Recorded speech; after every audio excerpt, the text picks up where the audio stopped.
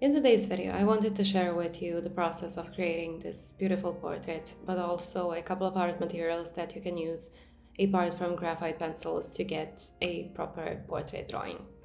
Now, what I love about art is simply experimenting all the time, every day, with every new drawing that you decide to create. I simply adore it. And this is exactly what happened here with this one.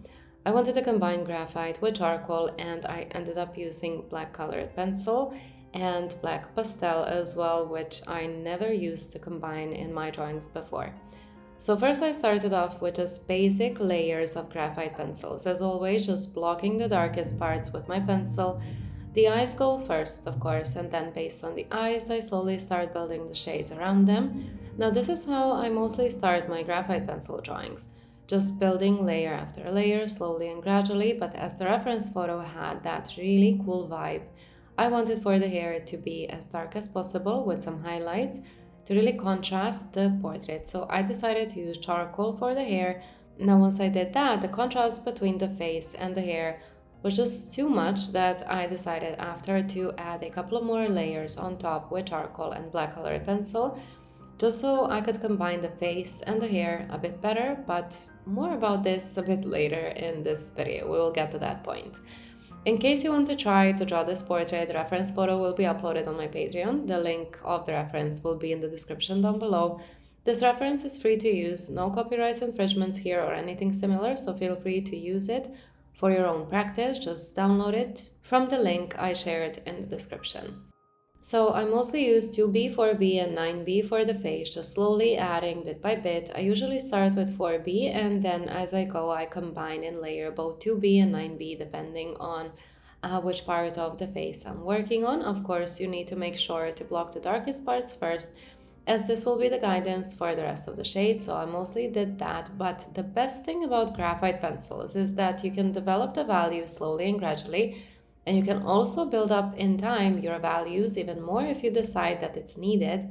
And I exactly did that while working on this portrait. So this medium is perfect for whoever want to have a bit more flexibility when it comes to building values and shades. As for example, with colored pencils, you don't have this option. There is a limit to which you can build up your layers. The paper becomes oversaturated with colors like in time, and there is not much that you can do to correct the values after you layered a couple of layers or even burnished your color pencil drawing. But with graphite pencils, if you don't like certain values, you can always erase it with basically any eraser that you have. You can build up the values and correct them however you want to, and you can combine a couple of more mediums like I did here. I never thought that I will be using pastels and graphite pencils together, but I cannot tell you how awesome and easy it was just to layer pastels and then combine them with graphite and charcoal. Now you will see at this stage that once I layered the charcoal, the difference between the face and the hair was just too much.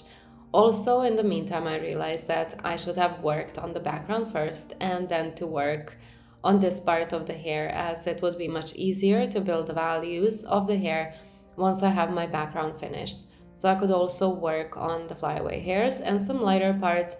So at one point I left the hair unfinished and then tried to work on the background. Now I wanted to do the background with charcoal powder first, and then I realized that the charcoal powder that I have is not as dark as I wanted my background to be. So I went over with charcoal pencil now. I still wasn't too happy about it, so I remembered that I have black pan pastel and I wanted to give it a go and test how it will look like with pastels. And I think that this was the best decision I ever made, to be honest, as this worked out so well with the whole composition.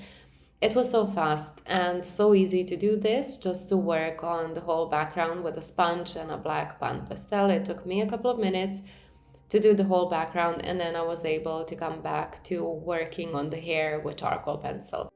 Now when it comes to the hair, I follow the flow of the hair, and what I also love to do here first is to block the darkest parts and then to work on some lighter ones.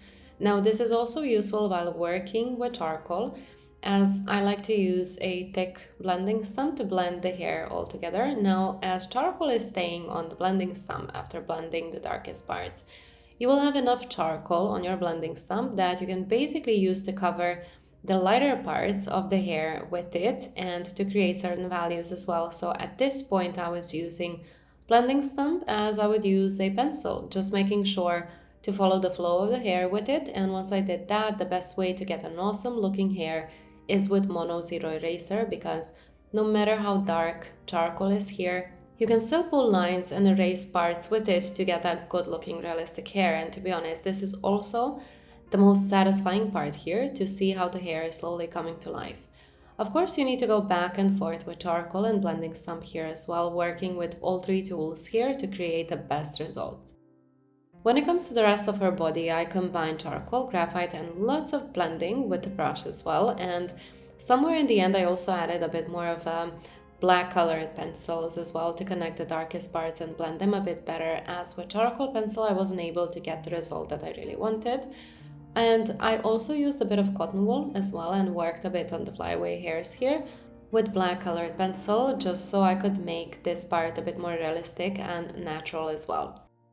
Now the whole point here is I didn't have a clear picture how I will get to the end result. All I knew was that this reference photo inspired me to experiment with the materials that I had.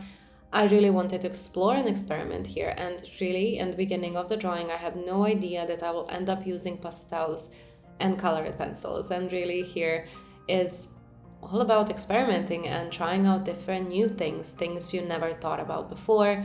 I love this portrait because through this process I managed to learn so much, and no matter how skilled of an artist you are, there will always be more room for improvement and for experimenting, testing different things, trying out different techniques, combining materials that you never thought about combining before. This is all a big part of our personal growth as artists, and this is really something that I absolutely love about being one, the freedom to explore and experiment. And as you can see here, I used the black pastel again for the background, and then for the hair I used the same technique, just layering some very dark layers, blending them with blending stump, and then going over with the mono zero eraser to get a more realistic look of the hair. Now this is such a fast way of getting good looking hair with charcoal. You don't have to spend hours rendering the hair, as combining charcoal with mono zero eraser and blending stump is, I think, the most effective and the fastest way to get some good results when it comes to the hair. And in the end, because I really wanted to blend in the face with the rest of the composition, especially her hair, I used some charcoal powder and a brush to get certain parts darker.